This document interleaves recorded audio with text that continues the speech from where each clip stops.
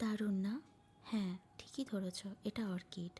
আগের পোস্টে তোমরা দেখেছো আমার কাজিরাঙাতে নতুন ঠিকানা। যাই হোক, সেখানে পৌঁছে ফ্রেশ হয়ে একটা টোটো বুক করে চলে গেলাম Kaziranga national orchid and biodiversity park. যদিও সেই টোটো হোটেলের রিসেপশনের এক দাদাই বুক করে দিয়েছিলেন। সেখানে পৌঁছে টিকিট কেটে এগিয়ে চললাম মেন গেটের দিকে। রাস্তার দুপাশে দেখলাম প্রচুর দোকান, যেখানে বাঁশের তৈরি জিনিস, বেতের জিনিস, আসামের ট্র্যাডিশনাল গামোচা ইত্যাদি বিক্রি হচ্ছে।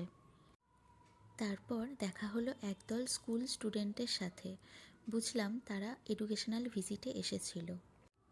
কাজিরাঙা ঘুরতে এসে তোমরা কে কে এই অর্কিড গার্ডেন এসেছো আমাকে কমেন্টে অবশ্যই জানিও। এই অর্কিড গার্ডেন বিশ্বের বৃহত্তম জাতীয় অর্কিড রিজার্ভ সেন্টার। এখানে 2000-এরও বেশি অর্কিডের বিভিন্ন স্পিসিস সংরক্ষণ করা আছে।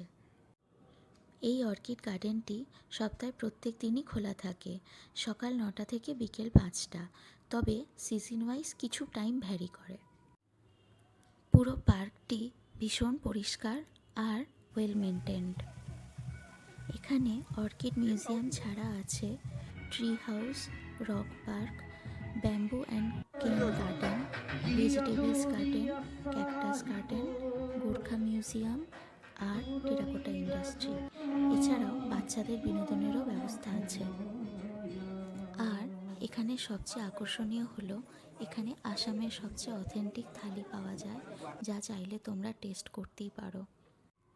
এই গার্ডেনের আরও একটি আকর্ষণীয় পার্ট হলো এখানে ফক মিউজিক পারফরমেন্স হয়, যার মধ্যে ব্যাম্বু ডান্স বিশেষভাবে উল্লেখযোগ্য। এটা ছাড়াও আসামের বিভিন্ন অঞ্চলের বিভিন্ন ট্র্যাডিশনাল ডান্স, গান ইত্যাদি এখানে পারফর্ম করা হয়। প্রায় সারাদিনই এই প্রোগ্রাম চলতে থাকে।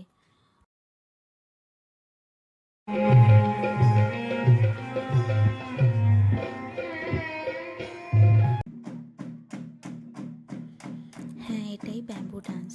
কি ভীষণ অধ্যবসায় না থাকলে এইরকম ডান্স করা সত্যিই অসম্ভব।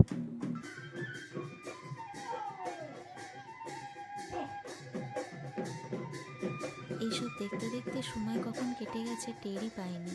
তোমরা এখানে আসলে অবশ্যই হাতে সময় নিয়ে এসো, কারণ এই প্রোগ্রাম দেখতে দেখতে আর ফেরার মন করবে না। যাই হোক, আজ এই পর্যন্তই। কাল আমার আবার ভোরে উঠে সাফারি, তাই কালকের গল্প কালকে হবে। ভিডিও কেমন লাগলো অবশ্যই জানিও।